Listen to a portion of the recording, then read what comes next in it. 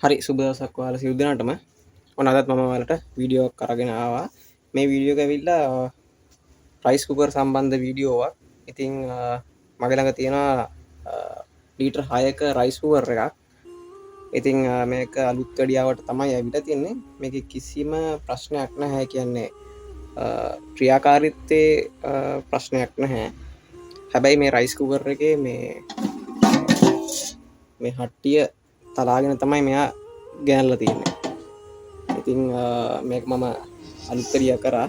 ඒ කියන්නේ ගොඩක් මේක තැලිලා තිබුණා රයිස් කුකර් එකේ මේ හට්ටිය.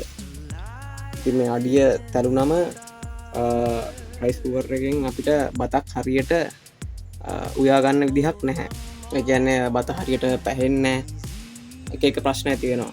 රත් වෙන්නේ නැහැ හරියට.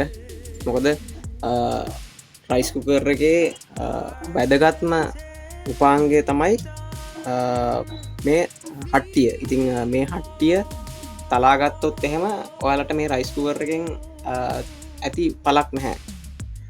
මොකද මේ රයිස් කුකර් එකේ හට්ටිය විතරක් තනිව අපිට ගන්න අමාරුයි. ඉතින් ඒක නිසා ඔයාලා හොඳට මතක තියාගන්න, මේ රයිස් කුකර් එකේ හට්ටිය තලා ගන්න නැතුව හරියට පාවිච්චි කරන්න. පුළුවන් නම් මේ රයිස් කුකර් හට්ටිය එළියට ගන්න එපා. ඒ කියන්නේ බත උයලා ඉවරලා මේ රයිස් කුකර් හට්ටිය මේ විදිහටම රයිස් කුකර් එක ඇතුළෙම තියලා ඔයාලා කොහෙට හරි ගෙනියනවා නම් මේ විදිහට උස්සගෙනම යන්න. රයිස් කුකර් එකේ හට්ටිය විතරක් තනියව ගෙනියන්න එපා. එහෙම වුණොත් එහෙම සමහරක් වෙලාවට මේක ඇලුමිනියම් මේක, ඒක නිසා මේක සමහරක් වෙලාවට අර බරත් එක්ක අපි තැන් වල තියන්න ගියොත් එහෙම හට්ටිය තැලෙන්න තියෙන සම්භාවිතාව වැඩි. හරි, ඉතින් මම මේ හට්ටිය අලුත් වැඩියක් කරා. මේක බොහොම අමාරුයි.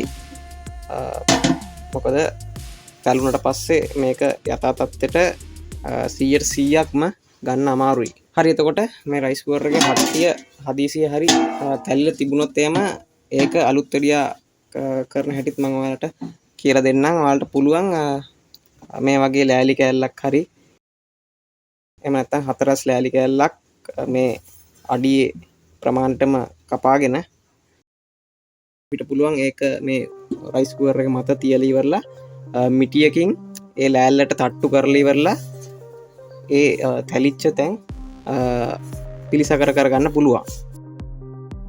මේ පැත්තිනුත් පුළුවන්,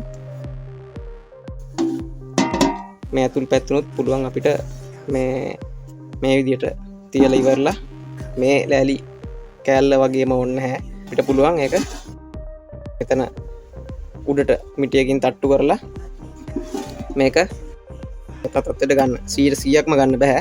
නමුත් යම් තාක් දුරකට අපිට පුළුවන් මේ හට්ටිය හදාගන්න. ඔයාලට පේනවා ඇති දඟරේ නම් කිසිම ප්‍රශ්නයක් නැහැ, ඇද වෙලාවක්වත් නැහැ. හරි, එතකොට මේ රයිස් කුකර් එක අනිත් පොඩි රයිස් කුකර් වලට සාපේක්ෂව තරමක් දුරට වෙනස්. නමුත් ක්‍රියාකාරීත්වයේ එක සමානයි. නමුත් මෙතන තියෙන උපාංග යම් ප්‍රමාණයක් වෙනස්. ඔයාලට මෙතනදී බලා ගන්න පුළුවන් මෙතන දඟරයක් තියෙනවා, මෙතන දඟරයක් තියෙනවා. කියන්නේ මෙතන දඟර දෙකක් තියෙනවා. මේ දඟර දෙක සමාන්තර්ගතව තමයි සම්බන්ධ වෙලා තියෙන්නේ. ඉතින් මම ඔයාලට මේකේ පරිපත් සටහන මේ තිරේ ඔයාලට දාන්න. මෙතන තියෙනවා තර්මල් සෙන්සර් ස්විච් එකක් තියෙනවා. මෙතන තියෙනවා තර්මෝස්ටැට් ස්විච් එකක්. හරි, එතකොට මෙතන තියෙනවා තාපීය විලායකයක්. මේ තාපීය විලායකයත් පොඩ්ඩක් අගින් වැඩි. ඒ කියන්නේ ඇම්පියර් ප්‍රමාණය විතරයි වැඩි. සෙල්සියස් අංශක ප්‍රමාණය අර අනිත් රයිස් කුකර් වලට සාපේක්ෂව සමානයි. ඇම්පියර් 20ක සහ සෙල්සියස් අංශක 185ක තාපීය විලායකයක් තියෙනවා. ওই ටික විතරයි තියෙන්නේ. අර අනිත් රයිස් කුකර් වල වගේ මේකේ අර වෝම් ප්ලේට් එකක් නැහැ. හරි, එතකොට මෙතන මේ සැපයුම් වයරය ඇවිල්ලා සොකට් එකකට නෙමෙයි සම්බන්ධ වෙලා තියෙන්නේ. මේකේ සොකට් එකක් නැහැ, ෆියුස් බේස් සොකට් එකක් නැහැ. අර අනිත් රයිස් කුකර් වල වගේ මේ සැපයුම් වයරය කෙලින්ම රයිස් කුකර් එක ඇතුළට ඇවිල්ලා මෙතන තියෙනවා පිඟන් ගඩොල් කෑල්ලක්. ඔයාලට පේනවා ඇති මෙන්න මෙතන පිංගම් ගඩොල් කෑල්ලක් තියෙනවා. මේ පිංගම් ගඩොල් කෑල්ලට තමයි මේ වයර් 3 සම්බන්ධ වෙලා තියෙන්නේ නට් ඇන්ඩ් බෝල්ට් දාලා. හරි, ඉතින් ඔය ටික තමයි මේ රයිස් කුකර් එකේ පරිපතේ විදියට අපිට දැක බලා ගන්න තියෙන්නේ. හරි, මම ඔයාලට මල්ටිමීටරය අරගෙන මේ උපාංග ටික පරීක්ෂා කරන විදිය පැහැදිලි කරන්නම් මෙතනදී. ලොකු දෙයක් නෑ මේක. හැම කෙනෙක්ටම පුළුවන් මල්ටිමීටරයක් තියෙනවා නම්. හරි, අපි මුලින්ම මේ දඟරේ කොච්චර ප්‍රතිරෝධයක් තියෙනවද කියලා පරීක්ෂා කරලා බලමු. මෙතනදී වයර් නම් ගලව ගන්න අවශ්‍යතාවයක් නැහැ, මොකද මේක සමාන්තරගතව තියෙන්නේ. අපිට පුළුවන් මෙතන එක කණුවකට තියලා එක ප්‍රෝබ් එකක් අනිත් කණුවට මේ ප්‍රෝබ් එක තිබ්බොත් එහෙම ඔයාලට දැක ගන්න පුළුවන් ඕම් 26.7ක අගයක් පෙන්වුම් කරනවා. ඒ ඇවිල්ලා මේ දඟර දෙකේම අගේ සමක අගේ, කියන්නේ මේ දඟර දෙක සමාන්තරගතව තමයි තියෙන්නේ. හරි, අපි බලමු වෙන වෙනම මේ දඟරවල ප්‍රතිරෝධ කොහොමද කියලා. ඒකට මට සිද්ධ වෙනවා මෙන්න මේ වයර් ටික ගලව ගන්න.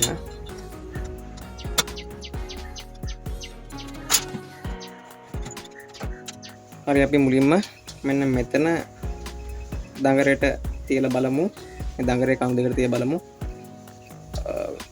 කොච්චර ප්‍රතිරෝධ තියෙනවද කියලා.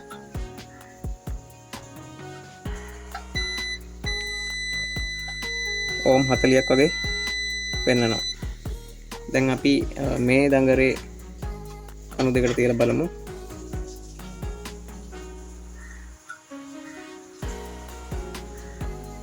ඔයාලට පේනවා ඇති ඕම් 80ක් වගේ පෙන්වුම් කරනවා. එතකොට මේ දඟර දෙකේ එකිනෙකට වෙනස් ප්‍රතිරෝධ දෙකක් තමයි තියෙන්නේ. ඕම් 40ක් සහ ඕම් 80ක්. ඊට පස්සේ අපි බලමු මෙන්න මේ ලීවර් එක ආරම්භයේදී එක ඕපන් ලූප් විදියට, කියන්නේ විවෘත පරිපතයක් විදියට තමයි ක්‍රියාත්මක වෙන්නේ. අපි මෙතන ස්විච් එක දාපු ගමන් ඒක වැඩ කරනවා. ඊට පස්සේ මෙතන තාපීය විලායකය ගත්තොත් එහෙම ඒකත් හොඳ තත්ත්වයේ පවතිනවා. ඊට පස්සේ මෙතන තියෙනවා තර්මෝස්ටැටික් ස්විච් එක. මේක අපි පරීක්ෂා කරන්නේ මෙන්න මෙතන අග්‍ර දෙකට තියලා. මේකත් විවෘතයි.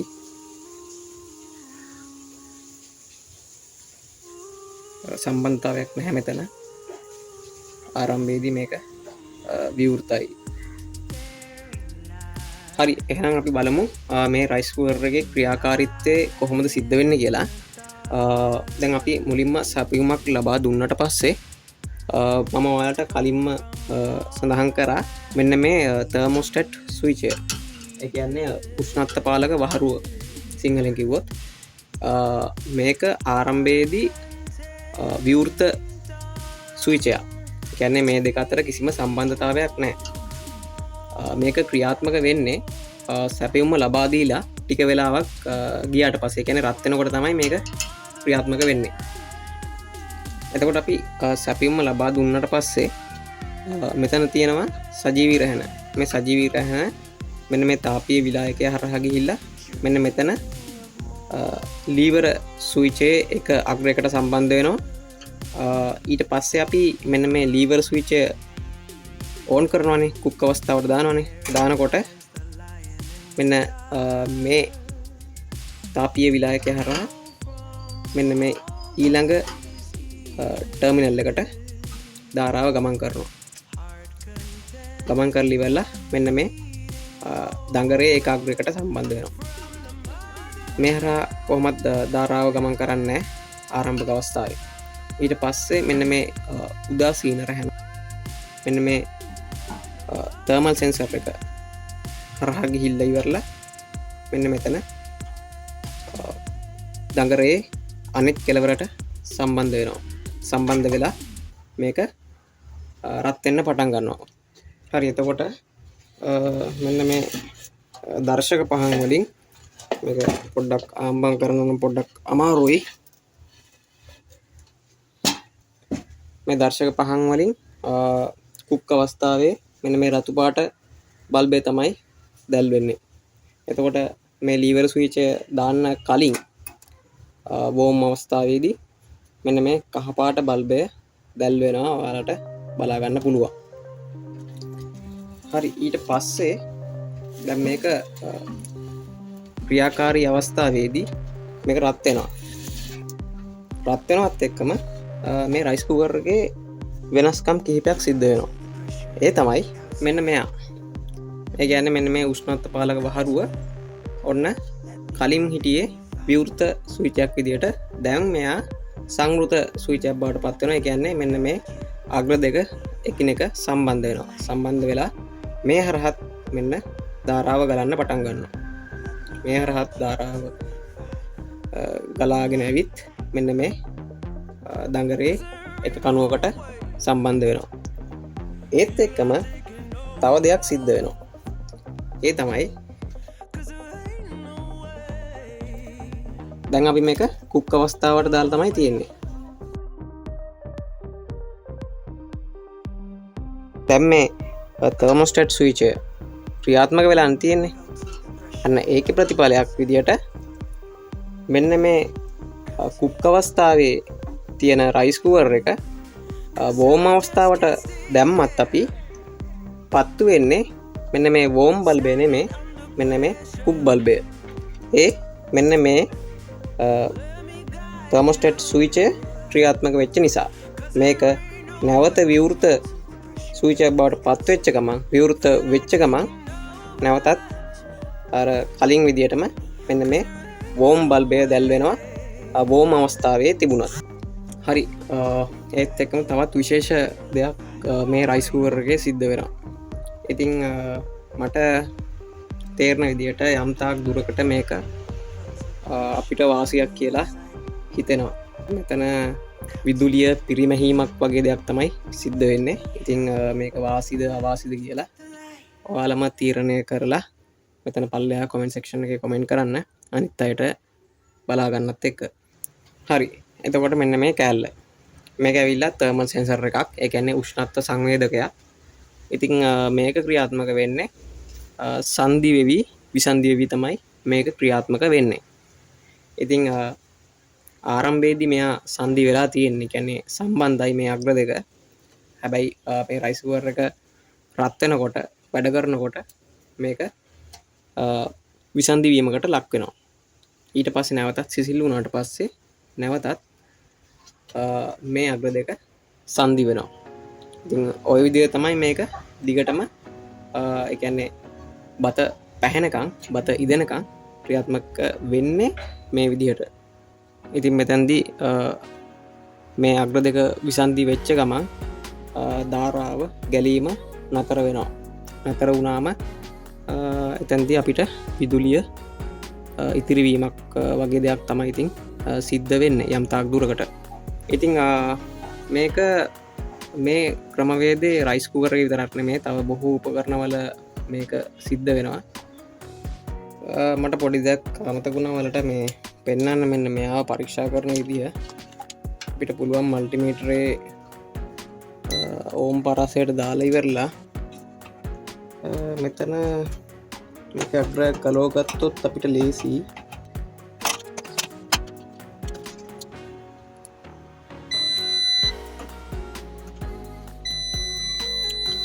මේක දැන් සංදි වෙලා තියෙන්නේ සම්බන්ධයි. මේක අපිට රත් වුණාට පස්සේ තමයි බලාගන්න පුළුවන් වෙන්නේ මේක විසන්දි වෙන එක.